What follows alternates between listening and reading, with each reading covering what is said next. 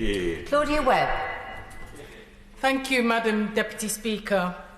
Today's debate on the environment and climate change is crucial because in addition to coronavirus pandemic, an even more devastating crisis is already here.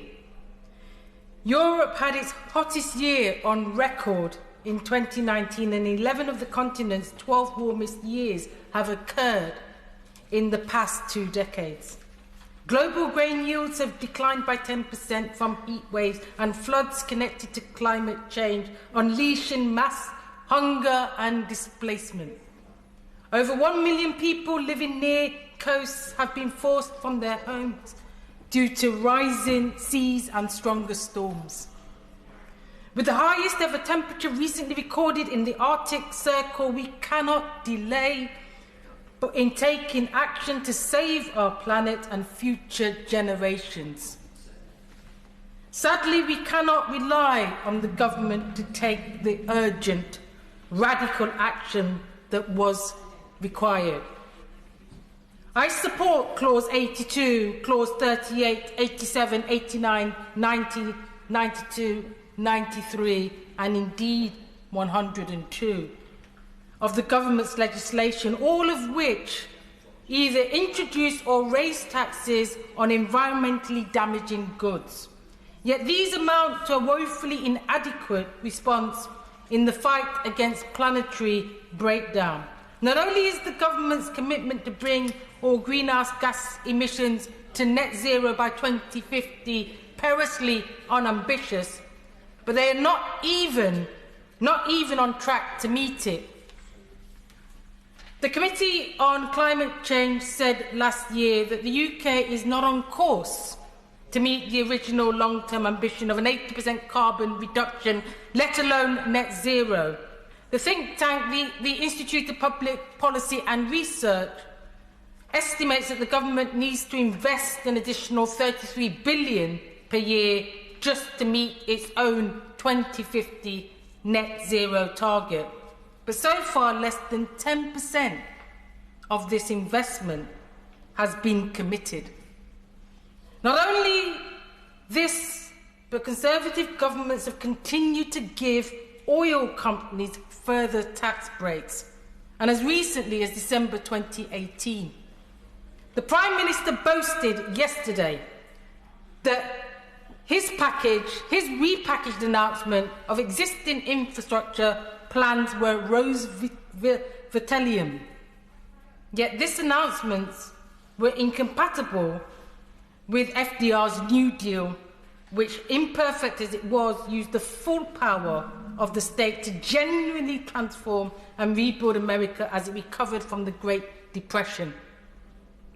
As we emerge from the pandemic, we must channel this spirit to forge a new social settlement, a Green New Deal to rebuild the country with a more just and sustainable economy.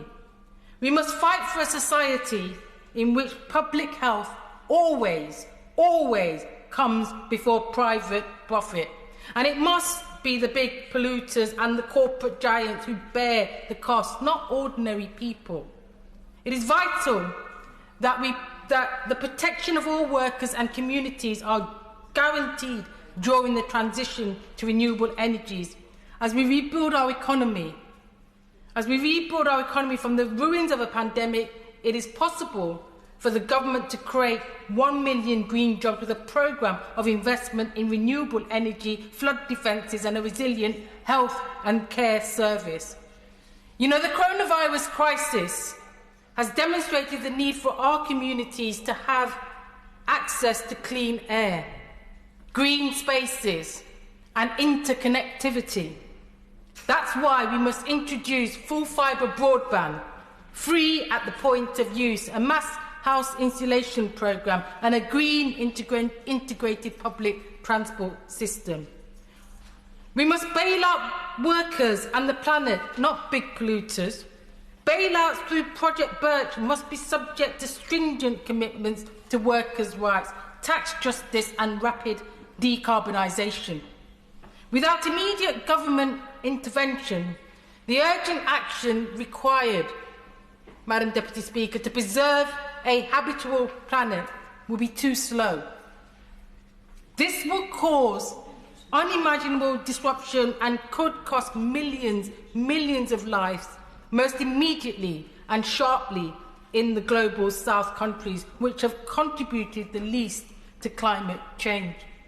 To ensure, Madam Deputy Speaker, a global Green New Deal, our government must strongly consider the cancellation of the global south debt to enable investments in public health.